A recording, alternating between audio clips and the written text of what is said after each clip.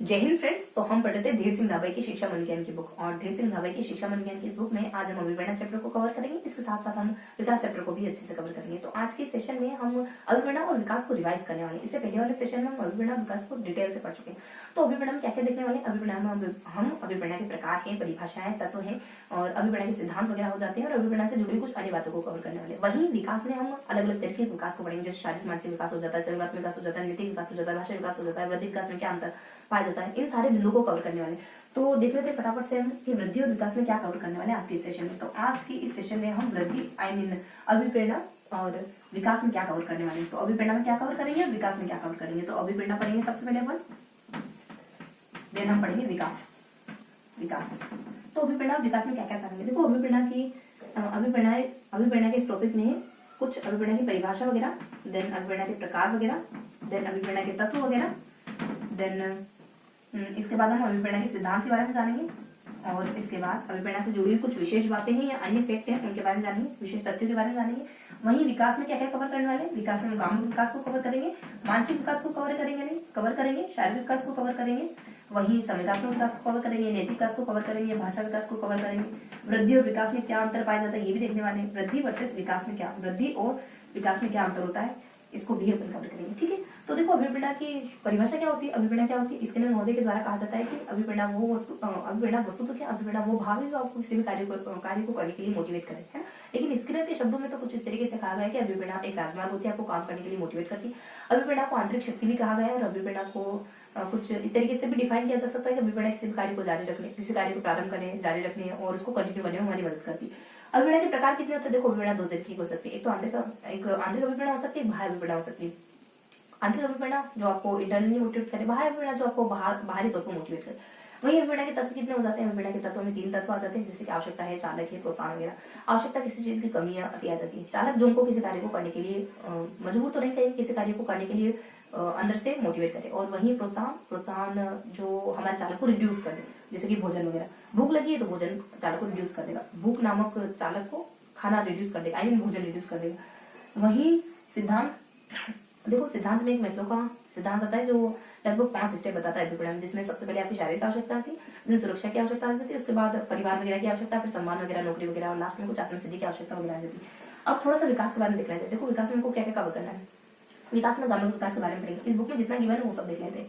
तो वैसे तो भी कुछ विशेष फैक्टर भी गिवन है, हाँ। और तत्वों में मैं आपको थोड़ा सा बता दूं, प्रेरक के बारे में डिटेल से बताया गया। जैसे प्रेरक को कुछ 3 विद्वान आते हैं अलग अलग, जिसमें कुछ एक तो गेरिट वगैरह आ जाते हैं, थॉमसन वगैरह आ जाते हैं, मेस्लो वगैरह आ जाते हैं। इन तीनों विद्वानों के द्वारा प्रेरक को वर्गीकृत किया गया। देखो पहले जो मेस्लो साहब आते हैं, प्रेरक को दो भागों में वर्गीकृत करने का काम करते हैं, जिसमें हम अर्जित और कुछ जन्मजात अभिप्रेरक कह सकते हैं। वहीं गेरिट महोदय आ जाते हैं, 3 भागों में कैटेगराइज करने का काम करते हैं। वहीं थॉमसन महोदय आ जाते हैं, ये 2 भागों में कैटेगराइज करने का काम करते हैं। तो इस तरीके से कुछ मोटा मोटी इसका रीजन इसका वर्गीकरण भी किया गया। अब थोड़ा सा विकास के बारे में जानना है। तो विकास में हमको क्या क्या देखना है। देखो विकास में ग्रामीण विकास, तो ग्रामीण विकास में क्या क्या चीजें शामिल होती है। देखो ग्रामीण विकास में बच्चा कब चलना सीखता है, कब खड़ा होना सीखता है, कब बैठना सीखता है ना। तो ये सारी चीजें ग्रामीण विकास में कवर हो जाती है। वहीं मानसिक विकास है, शारीरिक विकास है। तो देखो मानसिक विकास में क्या जाता है। मानसिक विकास में बेसिकली संवेदना है, प्रत्यक्षीकरण है, वहीं कुछ संवेदना किसको कहते हैं, प्रत्यक्षीकरण किसको कहते हैं, प्रत्यय किसको कहते हैं, कल्पना किसको कहते हैं, चिंतन किसको कहते हैं, सहानुभूति किसको कहते हैं, ये सारी बातें हमको पता करनी होती है। वहीं मानसिक विकास में क्या क्या जानना है हमको, ये देख लिया मानसिक विकास के बारे में। शारीरिक विकास के बारे में, शारीरिक विकास में हम देखो शारीरिक विकास में क्या क्या कवर करेंगे। शारीरिक विकास में बेसिकली ये हमारे हड्डियों की संख्या, मांसपेशियों की संख्या, दांतों की संख्या, और ये हमारे शरीर का बाहर कितना वगैरह हो जाता है। वही 1-2 विद्वान आ जाते हैं, एक उदाहरण होते हैं, वो सबसे प्रसिद्ध रविन्द्रनाथ टैगोर का कहना है कि 14 साल का बच्चा सबसे ज्यादा शैतान होता है, उसको संभालने से मुश्किल काम और कोई नहीं है। इस तरीके से कुछ परिभाषा वगैरह आती है, इसमें कुछ विशेष परिभाषाएं हैं, वो हमको थोड़ा सा देखने की जरूरत होती है। अब थोड़ा सा हम नैतिक विकास से, भाषा विकास से और आगे बढ़ते हैं। तो कुछ वृद्धि विकास में अंतर, गांव विकास देखा, हमने मानसिक विकास देखा, हमने शारीरिक विकास देखा। अब संवेगात्मक विकास जान लेते हैं। संवेगात्मक विकास क्या होता है। संवेगात्मक विकास हमारे भीतर जो भी संवेग है उनका कब कब विकास हो जाता है, यही संवेगात्मक विकास होता है। देखो वॉटसन के द्वारा कहा जाता है कि हमें कुछ मौलिक संवेग पाए जाते हैं, जैसे कि भय है, क्रोध है और प्रेम है, ये सारे हमारे मौलिक संवेग है। और अलग अलग विद्वानों के द्वारा अलग अलग तरीके से कुछ मौलिक संवेगों के बारे में बताया। लेकिन वॉटसन का मानना है कि भय सबसे अहम संवेग होता है। और नैतिक विकास, देखो संवेगात्मक विकास में कुछ स्वर्गात्मक विकास का सिद्धांत भी आते हैं, जैसे कैनन बार्ट का सिद्धांत है, जैसे जेम्स लेंगे का सिद्धांत वगैरह आ जाता है। तो देखो कैनन बार्ट के द्वारा कहा जाता है कि आप व्यवहार पहले करते हो, उसके बाद आप अनुभव करते हो, यानी भाग पहले जाते हो और भालू से डर बाद में लगता है आपको। वही कैनन बार्ट का जो सिद्धांत है वो कहता है कि ऐसा नहीं होता है, भागना और डर लगना है दोनों साथ में होता है। नैतिक विकास के बारे में कहता है, देखो नैतिक विकास में एरिक एरिक्सन का सिद्धांत आ जाता है। इसने कुछ ना 8 अवस्थाएं बताई थी नैतिकता की, कि बच्चे में नैतिकता इस तरीके से डेवलप होती, first stage, second, third, fourth, इस तरीके से कुछ इन्होंने हिंद नामक व्यक्ति था, 16 साल का व्यक्ति था, उस पर कुछ प्रयोग वगैरह किए थे और बताया था कि नैतिक विकास की कुछ 8 अवस्थाएं होती है। नैतिक विकास की अवस्थाओं में कुछ एक जिम पियाजे का सिद्धांत भी आ जाता है नैतिक विकास का, जिसमें कुछ 4 अवस्थाएं वगैरह बताते हैं। वहीं कुछ एक हंट का भी आ जाता है, वहीं एक व्यक्ति होता है, कुछ कोलविन करके होते हैं और ये कोहलबर्ग के शिष्य होते हैं। ये महिलाओं के आधार पर एक सिद्धांत देते हैं जिसको बेसिकली 3 भागों में बांटा इन्होंने, जैसे परंपरागत है, पूर्व परंपरागत, उत्तर परंपरागत। तो ये नैतिक विकास के बारे में हमको पढ़ना होता है। भाषा विकास में देखो, भाषा विकास में हमको ये जानना है कि कितने समय में बच्चा शब्द बोलने लग जाता है, 50, 100, 200, 300, 1500, 20,000, 50,000। तो एक्यूरेट आंकड़े गिवन है यहाँ पे, तो ये हमको जानना होता है। तो ये बातें हमको तो सिर्फ ये बातें हमको सिर्फ ग्रेड करने की होती है। फैक्चुअल बातें तो सिर्फ एक बार गो थ्रू हो जाएगा, 2-3 बार निगाह डालेगा तो अच्छे से याद हो जाएगी बात। अब देखो भाषा विकास में और क्या कर करने वाले हैं। भाषा विकास में हम कुछ भाषा विकास मेनली ना, हाँ, भाषा विकास की संरचना है। देखो भाषा विकास में एक ध्वनि है, ध्वनिग्राम है, रूपग्राम है और कुछ वाक्य विन्यास है, अर्थ विन्यास है। ध्वनिग्राम क्या होता है? ध्वनिग्राम बेसिकली भाषा की सबसे छोटी इकाई होती है, जैसे क, ट, प, ई। और रूपग्राम क्या होता है? भाषा की एक सार्थक इकाई होती है, जैसे मान लो क से कमल ध्वनि है, तो इस तरीके से। और वही वाक्य विन्यास होता है, चीजों का अर्थ पता करना वाक्य विन्यास के अंतर्गत आता है। वाक्य विन्यास बेसिकली रूपग्राम से मिलकर बना होता है। और वही अर्थग्राम में जो इनका ध्वनिग्राम का, रूपग्राम का और वाक्य विन्यास का, इन सबका अर्थ आ जाता है अर्थग्राम में। अर्थ मतलब इसमें अर्थ पता चलता है। तो इस तरीके से थोड़ा सा भाषा की संरचना, भाषा के प्रकार तो अपन जानते ही है, भाषा सांकेतिक, वाचिक, कुछ लिखित, मौखिक, सांकेतिक वगैरह हो जाती है। नैतिक विकास में मैंने आपको सिद्धांत बताया ना, तो इस तरीके से हम गांव विकास के बारे में, मानसिक विकास के बारे में, शारीरिक विकास के बारे में, संवेदना के बारे में, नैतिक विकास के बारे में, भाषा विकास के बारे में यहाँ पे कवर करते हैं। वृद्धि विकास में क्या अंतर होता है? देखो वृद्धि में बेसिकली वृद्धि क्या होती है, विकास क्या होता है? तो वृद्धि आपके अंगों का बढ़ना वृद्धि कहलाता है। विकास में सिर्फ आपके अंगों को बढ़ना नहीं आता, बल्कि अंगों का मजबूत होना भी आता है। जैसे कि हमारा मान लो ब्रेन विकसित हो रहा है, तो ब्रेन में हमारे सोचने समझने की क्षमता भी बढ़ रही है, तो ये हमारे विकास के अंदर आता है। तो इस तरीके से मैंने आपको एक मोटा मोटी जानकारी दे दी कि इसके भीतर हम इस पूरे चैप्टर में हम ये पढ़ने वाले हैं। ठीक है, तो थोड़ा सा नोट डाउन करेंगे, थोड़ा सा डिटेल से पढ़ेंगे कि हम क्या क्या पढ़ने वाले हैं। तो देखो तो हम आवश्यकता में क्या क्या देखेंगे। तो आवश्यकता में हम बस कितना समय हो गया, कुछ एक्चुअली आवश्यकता में अभिप्रेरणा, ठीक है, आवश्यकता कहाँ से, अभिप्रेरणा। तो अभिप्रेरणा में क्या क्या देखना है? देखो अभिप्रेरणा की परिभाषा वगैरह देख लेते हैं। अभिप्रेरणा की परिभाषा में आ जाता है कुछ, स्किनर महोदय की एक बहुत महत्वपूर्ण परिभाषा है, जो कि स्किनर महोदय कहते हैं कि अभिप्रेरणा सीखने का राजमार्ग है। और इसके तत्व वगैरह देखो, इसके तत्व क्या क्या है, हमने क्या क्या डिस्कस करे, आवश्यकता वगैरह है, देन चालक वगैरह है, देन लास्ट में आ जाता है हमारा कुछ प्रोत्साहन वगैरह, ये इसके तत्वों के अंतर्गत आते हैं। वहीं इसके प्रकार कितने होते हैं? इसके प्रकार 2 हो जाते हैं। एक तो हो जाता है कुछ बाह्य आवश्यकता और दूसरा हो जाता है कुछ आंतरिक आवश्यकता। तो आंतरिक आवश्यकता और बाह्य आवश्यकता। वहीं कुछ इसका सिद्धांत है, इसका सिद्धांत मेस्लो महोदय के द्वारा दिया गया। ठीक है, तो आप कुछ अभिप्रेरणा का सिद्धांत मेस्लो के द्वारा दिया गया। वहीं कुछ अभिप्रेरणा को प्रभावित करने वाले कारक तो कोई खास नहीं, बस ये मोटा मोटी यही टॉपिक है जो अभिप्रेरणा में गिवन होते हैं, अभिप्रेरणा में बताए गए। अभिप्रेरणा की परिभाषा देख लिया हमने, तत्व देख लिया, इसके प्रकार देख लिए, इसके सिद्धांत जान लिए, है ना। तो देखो तत्वों में एक आवश्यकता है, चालक है, प्रोत्साहन है और लास्ट में एक प्रेरक भी आता है। प्रेरक को अच्छे से डिटेल से बताया गया इस वाले सेशन में।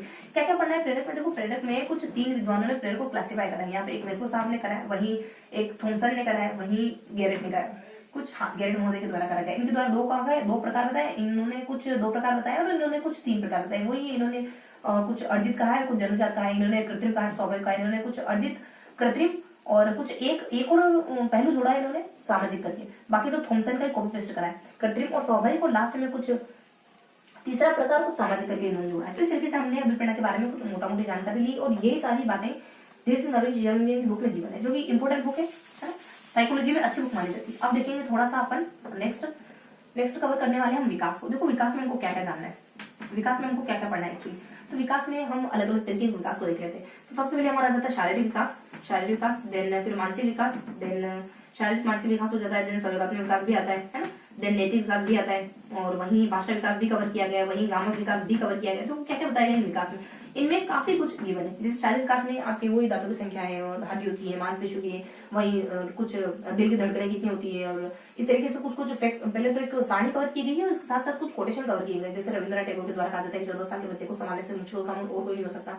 और कुछ एक बर्ड करके विद्वान होते हैं और उनके द्वारा कहा जाता है कि बच्चा अनैतिक भी होता है, मतलब कि बच्चे में अच्छी अच्छी फीलिंग्स इमोशन भी पाया जाता है, तो बच्चे में दुर्भावना वगैरह भी पाई जाती है। तो बहुत सारे कोटेशन है शारीरिक विकास को लेकर के। वहीं कुछ कुछ मोरो किसको कहते हैं, रूटीन किसको कहते हैं, बेबिन्स किसको कहते हैं, और एक मोरो है, रूटीन है, बेबिन्स की है। इस तरीके से देखो 4 प्रक्रिया आती है, एक मोरो हो जाती है, रूटीन हो जाती है, बेबिन्स की हो जाती है, और एक पकड़ना वगैरह किसको कहते हैं। ये बच्चे में कब कब विकसित होती है, मोरो क्या होता है और बेबिन्स की क्या होता है, रूटीन क्या होता है, ये सब आपको डिटेल से इससे पहले वाले सेशन में पढ़ने को मिलेगा, ठीक है। और इसके साथ साथ कुछ मस्तिष्क के बारे में डिटेल से बताया गया कि मस्तिष्क हाइपोथैलेमस क्या करता है, और मस्तिष्क के एक पोनस ओरोली करके एक हिस्सा होता है, और वही मेडुला ऑब्लिंगेटा, और कुछ पश्चिम मस्तिष्क वगैरह। तो इन सब मतलब कुल मिला के शारीरिक विकास में इन सारे बिंदुओं को कवर किया गया, ठीक।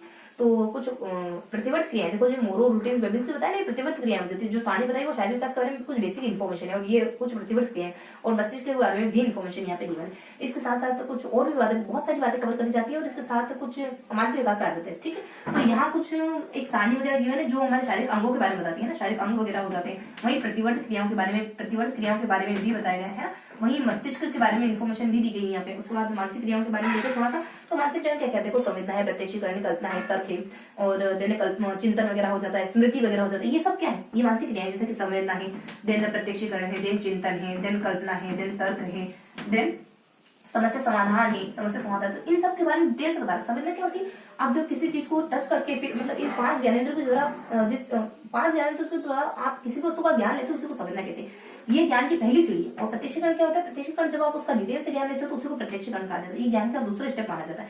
चिंतन देखो, चिंतन जो है ना, चिंतन, और एक और टॉपिक होता है प्रत्यय करके। प्रत्यय यानी कॉन्सेप्ट होता है, ज्ञान का तीसरा स्टेप माना जाता है कि जब आप ज्ञान प्राप्त करो ना, तीसरा स्टेप आपका प्रत्यय आएगा।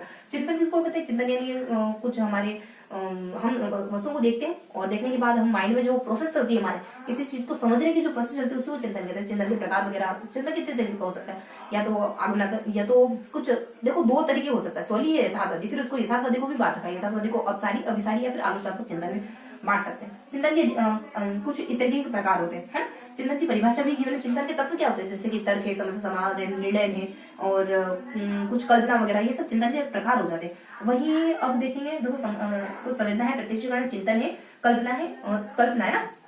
देखो कल्पना क्या होता है, कल्पना को कुछ अलग अलग विद्वान अलग तरीके से परिभाषित करा है, कल्पना के प्रकार भी बताए गए। तो कल्पना बेसिकली कुछ कल्पना एक यथार्थ कल्पना को, चलो थोड़ा सा स्किप रखते हैं ना, कल्पना के प्रकार भी। तर्क देखो, तो तर्क 5 प्रकार के बताए। आगमनात्मक तर्क हो जाता है, निगमनात्मक तर्क हो जाता है, और इसके साथ साथ कुछ सादृश्यवाची तर्क हो जाता है, वही आलोचनात्मक तर्क भी हो जाता है। तर्क के अलग अलग प्रकार बताए। और तर्क की परिभाषा क्या है, देखो तर्क आपको किसी न किसी जेम्स ब्रेवन के द्वारा कहा जाता है कि तर्क वो आर्ग्यूमेंट है, मतलब तर्क से आप किसी फलदायक निष्कर्ष पर पहुंच जाते हो, तो उसी को तर्क कहा जाता है। वही समस्या समाधान था, समस्या समाधान प्रॉब्लम सॉल्विंग। तो इसके लिए महोदय के द्वारा कहा जाता है कि समस्या समाधान में बेसिकली आप कुछ एक बहुत सारी प्रतिक्रियाओं में से किसी एक का चयन करते हो, ये है समस्या समाधान की परिभाषा। और वही प्रत्यय क्या होता है, तो प्रत्यय किसी भी जब वस्तु को देखते हैं और समझने की कोशिश करते हैं, तो हमारे माइंड में उसको लेकर कुछ कॉन्सेप्ट बनता है, यही प्रत्यय कहलाता है। देखो समस्या समाधान की विधियां भी बताइए। समस्या समाधान में या तो एक यादृच्छिक विधि से आप समस्या का समाधान करोगे, या फिर कुछ प्रयास, एक विधि होती है कुछ, एक को यादृच्छिक कहते हैं जिसमें आप प्रयास त्रुटि से समस्या को सोल्व करने की कोशिश करते जाओगे। एक और विधि है जो कि कुछ XYZ के नाम से, उसमें आप संज्ञान, वो उसमें ना संज्ञान का इस्तेमाल किया जाता है, मतलब चीजों को गहनता से देखोगे, समझने की कोशिश करोगे, और उसके बाद समस्या को सोल्व कर लोगे, तुरंत सोल्व करोगे। बहुत ज्यादा ऐसा नहीं कि प्रयास त्रुटि से समस्या के मतलब प्रयास त्रुटि करते जा रहे और कुछ 1-2 बार के प्रयास में आप समस्या को सोल्व करना सीख जाते हो। तो इस तरीके से संवेदना है, प्रत्यक्षीकरण, चिंतन है, कल्पना है, तर्क, समस्या समाधान है, प्रत्यय, इन सब के बारे में बहुत सारी जानकारी दी इसमें, ठीक है। और प्रत्यय देखो 4 तरीके के हो जाते हैं, एक स्वाभाविक है, एक जटिल है। कौन कौन से 4 तरीके होते हैं, एक है सरल है, एक जटिल है, देन स्वाभाविक है, देन कृत्रिम है। इस तरीके के कुछ 4 प्रकार होते हैं प्रत्यय के। अब देखो ये देखा हमने शारीरिक विकास है, मानसिक विकास है, देन कुछ नैतिक विकास है, भाषा विकास है, ग्रामक विकास, संज्ञा, ये कुछ है अपने संवेदात्मक विकास। देखो संवेदात्मक विकास में कुछ इस तरीके से बताया जाता है कि समय क्या होते हैं, और कौन से समय कब विकसित होते हैं, और समय के सिद्धांत क्या क्या है। तो कैनन बार्ट का सिद्धांत है, जेम्स लेंगे का सिद्धांत है, और कुछ वॉटसन के द्वारा कहा जाता है कि सबसे अहम समय भय होता है। वॉटसन के द्वारा कुछ मौलिक समय बताए जाते हैं, जैसे भय है, क्रोध है, घृणा है, ये सब स्वाभाविक समय होते हैं, मौलिक समय होते हैं। वहीं समय के कुछ सिद्धांत भी होते हैं, जैसे कैनन बार्ट का सिद्धांत कहता है कि पहले आप व्यवहार करते हो, उसके बाद आप अनुभव करते हो किसी भी चीज को। पहले आप भाग गए, उसके बाद आपने डर को अनुभव किया। वहीं एक और सिद्धांत, एक जेम्स लेंगे का सिद्धांत आता है, ये बेसिकली जेम्स लेंगे ने कहा। और जो मैंने आपको बताया ना, पहले आप भागने का काम करते हो, उसके बाद डरते हो। वहीं कैनन बार्ट कहते हैं ऐसा नहीं होता है, डरना और भागना दोनों साथ में ही होता है।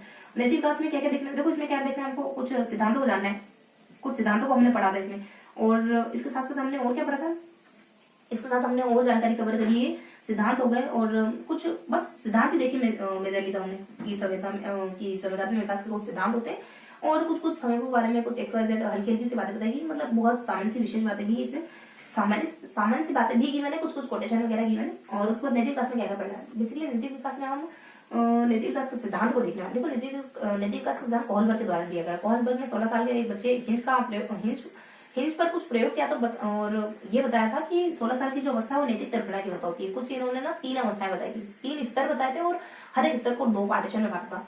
और इस तरीके से जो पहले 2 स्तर थे वो कुछ परिवार से, वो कुछ नैतिकता का निम्न स्तर है, और बीच वाले जो स्तर है वो नैतिकता का मिडिल स्तर है, और जो लास्ट वाले स्तर है नैतिकता का उच्चतम स्तर है। शुरुआती स्तर पर आप दंड से बचने के लिए या फिर पुरस्कार पाने के लिए अच्छा काम करते हो। दूसरे स्तर पर आप माता पिता की नजर में अच्छा बनने के लिए, समाज के लिए अच्छा बनने के लिए काम करते हो। तीसरे स्तर पर आप बहुसंख्यक व्यक्तियों के हित को ध्यान में रखते हुए नैतिकता का व्यवहार करते हो, या फिर अपने अंतरात्मा की आवाज के अनुसार व्यवहार करते हो, है ना। तो ये कुछ अपने कोहलबर्ग का सिद्धांत है। कोहलबर्ग के सिद्धांत की 3 अवस्थाएं होती है। वहीं एक पियाजे का सिद्धांत भी गिवन है। पियाजे के सिद्धांत की 4 अवस्थाएं बताएगी, और जिसमें भी ऐसा ही कुछ बताया गया, पहले आप नैतिक नहीं होते और उसके बाद धीरे धीरे अपने परिवार के लिए, परिवार जिसको नैतिक माने वो काम करते हैं, फिर समाज जिसको नैतिक माने वो काम करते हैं, और फिर और उच्च लेवल पे पहुंच जाते हो। पियाजे के बाद कुछ कोहलगिन करके व्यक्ति आते हैं जो कि अपने कुछ कोहलबर्ग के शिष्य थे, और कुछ एरिक एरिक्सन, एक्चुअली नैतिक का सिद्धांत कोहलबर्ग ने एरिक एरिक्सन के द्वारा दिया जाए। इस तरीके से बस मोटा मोटी हमको जानना है। कोहलगिन करके एक एरिक एरिक्सन के शिष्य होते हैं जो महिलाओं के आधार पर नैतिक विकास का सिद्धांत देते हैं, जिसकी 3 अवस्थाएं बताई जाती है, कुछ पूर्व परंपरागत तो उत्तर परंपरागत। इसके साथ कुछ और बातें भी आ जाती है, जैसे कि एक और सिद्धांत आ जाता है हस्ट महोदय का। हस्ट महोदय का सिद्धांत क्या है, बेसिकली हस्ट महोदय ने नैतिक विकास के सिद्धांत की 5 अवस्थाएं बताई। पहली अवस्था में बच्चा नैतिक नहीं होता है, नैतिक से रहित होता है, और दूसरे स्तर पर आते हैं कुछ परिवार के अनुसार नैतिक व्यवहार करने लग जाता है, फिर नैतिकता किसी तरीके से वो बढ़ता जाता है। ठीक है, तो ये कुछ हस्ट महोदय की 5 विकास की अवस्थाएं थी। वहीं भाषा विकास और ग्रामीण विकास। भाषा विकास में देखो ज्यादा कुछ नहीं किया है, और ग्रामीण विकास में भी फैक्चुअल बातें की है। भाषा विकास में बच्चा कब पहला शब्द कब बोलता है, और 100, 50, 500 इस तरीके से कुछ बातें की मैंने। वहीं ग्रामीण विकास के बारे में ठीक इसी प्रकार से की कि बच्चा अलग अलग काम करना कब सीखता है, जैसे कि बच्चा खाना पीना कब करने लग जाता है, बच्चा स्कूल जाने के लिए तैयार होना कब करने लग जाता है, ट्राइसाइकिल वगैरह, खेलना है, नाचना है, नृत्य करना है, सब काम कब करने लग जाता है। वहीं बच्चा पहले महीने क्या करता है, ठोड़ी को ऊपर उठाता है, और देन हाथों का इस्तेमाल कब करता है, देन करवट कब बदलने लग जाता है, ये सारी बातें बताई जाती है ना। और ग्रामीण विकास में कुछ देखो भाषा में कुछ शब्दों के बारे में बताया जाता है, बच्चे कितने शब्द कब कब बोलता है, इस तरीके से बताया जाता है। एक वर्गीकरण तो थॉमसन का बताया जाता है यहाँ पे, और दूसरा वर्गीकरण कुछ एक व्यक्ति आ जाते हैं किशोर करके, उनके द्वारा बताया जाता है। बाकी तो कुछ अदर जानकारी बताई जाती है। देखो भाषा विकास के सिद्धांत भी वैसे भाषा विचार में संबंध भी होता है, लेकिन ये अब तक हमने नहीं पढ़ा है, ये आगे वाले सेशन में कवर करेंगे, तब जब इसको पढ़ लेंगे ना तब रिवाइज करेंगे। अब ग्रामीण विकास में देखो फैक्चुअल बातें बताई जाती है, बहुत सारे तथ्य होते हैं इसमें, है ना, तो तथ्यात्मक जानकारी होती है। ग्रामीण विकास में कुछ ज्यादा गिवन है नहीं, तो ये सब विकास के बारे में बताया गया है इस बुक में। ओके, तो विकास में इन सारे पहलुओं में ये सारी बातें कवर कर ली। देखो नैतिक विकास में हमने कौन कौन से सिद्धांत है, देखो नैतिक विकास में एक जीन पियाजे के नैतिक विकास का सिद्धांत भी आता है, और नैतिक विकास देख लिया ना हमने कि नैतिक विकास में ये कुछ 4 सिद्धांत गिवन है, अच्छे से जानकारी गिवन है। तो इस तरीके से हमने मोटा मोटी रिवाइज करा है कुछ चैप्टर नंबर 4 जो कि अभिप्राय के नाम से गिवन है, और चैप्टर नंबर 5 जो कि कुछ विकास के नाम से गिवन है। तो हमने क्या क्या रिवाइज करा, 1 सेकंड रुकिए ना, बस 1 सेकंड। हाँ, तो थोड़ा सा बस 5 मिनट रिवाइज कर लेते कि हमने क्या क्या देखा है। देखो हमने ना कुछ अभिप्राय के बारे में पढ़ा, और कुछ हमने विकास के बारे में जाना। अभिप्राय के बारे में क्या क्या देखा हमने, अभिप्राय की परिभाषा वगैरह, 1-2 परिभाषा देखिए, बहुत ज्यादा नहीं। अभिप्राय की परिभाषा है, अभिप्राय के प्रकार है, देन अभिप्राय के सिद्धांत वगैरह हो जाते हैं, देन अभिप्राय के तत्व वगैरह हो जाते हैं, और अभिप्राय से जुड़ी कुछ महत्वपूर्ण बातें वगैरह हो जाती है। अभिप्राय उपागम भी होते हैं, आप जानते हैं। देखो उपागम क्या होते हैं, अभिप्राय संघर्ष, एक्चुअली अभिप्राय संघर्ष में क्या क्या होता है, उपागम, एक उपागम होता है, एक परिहार होता है, और एक उपागम परिहार होता है, और एक बहुविध होता है। क्या होगा इसका मीन्स, उपागम मतलब कि आप दोनों चीजें अपनाना चाह रहे हो, इससे भी शादी करना चाह रहे हो, उससे भी शादी करना चाह रहे हो, और परिहार मतलब इससे भी नहीं करनी, उससे भी नहीं करनी। उपागम परिहार मतलब एक से करनी, एक से नहीं करनी, और कुछ एक बहुविध होता है, उसमें आप मल्टी, ये जो चीजें बताई ना, ये बहुत ब्रॉड एस्पेक्ट में शामिल होती, वो बहुत ज्यादा विस्तृत रूप में शामिल होती, वो बहु उपागम वगैरह कहलाता है। इस तरीके से कुछ उपागम भी होते हैं। तो इस तरीके से हमने कुछ अभिप्राय की परिभाषा वगैरह, अभिप्राय के प्रकार वगैरह, अभिप्राय तत्व वगैरह, और इसके कुछ उपागम वगैरह, और इसके कुछ सिद्धांत वगैरह को कवर करा है। ठीक है, देखो अभिप्राय चक्र भी होता है। अभिप्राय चक्र में सबसे पहले आवश्यकता आ जाती है, उसके बाद कुछ चालक वगैरह है, उसके बाद लास्ट में प्रोत्साहन है, और प्रोत्साहन के इर्द गिर्द 2 फैक्टर और आ जाते हैं। प्रोत्साहन से जस्ट पहले तनाव होता है आपको, जब आपको खाना नहीं मिला तो आप तनाव, डिप्रेशन में रहोगे, और उसके जस्ट बाद आप निष्क्रिय हो जाओगे और भोजन खोजने की कोशिश कतई नहीं करोगे। ठीक है, उसके बाद हमने देखो मानसिक विकास मैंने आपको बताई दिया, मानसिक विकास में हम संवेदना, प्रत्यक्षीकरण, तर्क, चिंतन, समस्या समाधान, मेमोरी, देखो मेमोरी को उसमें क्लासिफाई भी किया गया, अच्छे से बताया भी गया मेमोरी कितने कितने तरीके की हो जाती है। मेमोरी को शॉर्ट टर्म मेमोरी और लॉन्ग टर्म मेमोरी में बांटा जाता है, फिर लॉन्ग टर्म मेमोरी को और भी आगे डिवाइड कर दिया। तो इस तरीके से देखो कुछ कुछ 3 प्रकार और बताए गए मेमोरी, जिसमें कहते हैं कि एक मेमोरी होती है जिसमें कुछ सेकंड के लिए सूचना स्टोर होती है, और एक बस जस्ट आती है सूचना, स्टोर होती है जस्ट, जैसे आपने सूचना गेन करी तो वो वहां जाएगी उस वाली मेमोरी, एक्स वाई, शायद उसका XYZ नाम समझोगी। और इसके साथ साथ कुछ 3 प्रकार थे, जिसमें कुछ समय के लिए और देन 30 सेकंड के लिए, और देन लॉन्ग टर्म मेमोरी में कुछ लंबे समय के लिए रहती है सूचना, है ना। वही अपने, हाँ ये कुछ नाम इस तरीके के थे कि शॉर्ट टर्म मेमोरी यानी कि लघु short term memory, long term memory, हाँ 2 मेजर एस्पेक्ट, 2 डिवाइड करना चाहें, डिवाइडेशन करना चाहें तो कुछ short term memory, long term memories को डिवाइड कर सकते हैं। और फिर 10-15 प्रकार और भी बताए गए थे जो कुछ अन्य आधार पर, कुछ इससे अलग आधार पर थे, ठीक है। देखो मेमोरी में और क्या बातें गिवन थी, तो इस तरीके से हमने मेमोरी के बारे में पढ़ा था। हमने संवेदना है, प्रत्यक्षीकरण है, कल्पना है, तर्क है, चिंतन है, समस्या समाधान है, इन सारे पहलुओं को डिटेल से पढ़ा था, है ना, इससे पहले वाले सेशन में। लेकिन यहाँ सिर्फ हम थोड़ा सा जानेंगे कि हमने क्या क्या देखा था। तो देखो संवेदना में हमने क्या जाना था, प्रत्यक्षीकरण में क्या जाना था, संवेदना क्या होती है, ज्ञान की पहले से बताई चुकी मैं आपको, तो इनको बहुत ज्यादा इनको खींचेंगे नहीं। तो ये सारे टॉपिक्स हमने मानसिक विकास में कवर करे। शारीरिक विकास में क्या कवर करते हैं, वही सारी बातें, जैसे कि कितनी कितनी संख्या हो जाती है, प्रतिवर्ती क्रियाएं क्या हो जाती है, मस्तिष्क के बारे में डिटेल से पढ़ा हमने। वही गांव विकास में हम क्या पढ़ते हैं, गांव विकास में बच्चा कौन से महीने में क्या काम करना सीखता है, ये सब कुछ देखा हमने।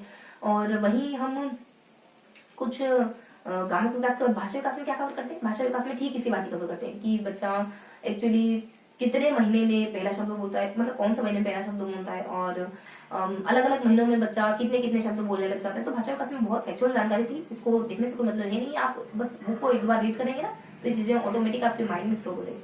और नैतिक विकास में अच्छे से कुछ जानकारी की मैंने, जिसमें नैतिक विकास के सिद्धांतों के बारे में बताया, ठीक। वही कुछ इस तरीके से हमने इन सारे विकास के बारे में सिर्फ एक आइडिया भर लिया, इस वाले सेशन में सिर्फ आइडिया भर लिया है कि हमने क्या क्या पढ़ा, और रिवाइज करा। जो नए बच्चे जुड़े मे भी उनके लिए बहुत ज्यादा हेल्पफुल नहीं हो पाया सेशन, लेकिन जिन्होंने इससे पहले वाले सेशन देख रखे ना जिन बच्चों ने, उनके लिए ठीक ठाक हेल्पफुल रहा होगा आज का सेशन, ठीक है। तो आई होप आज का सेशन, ये छोटा सा रिवीजन का सेशन आपको पसंद आया होगा। फिर मिलेंगे ऐसी किसी अगली वीडियो में, तब तक के लिए जय हिंद।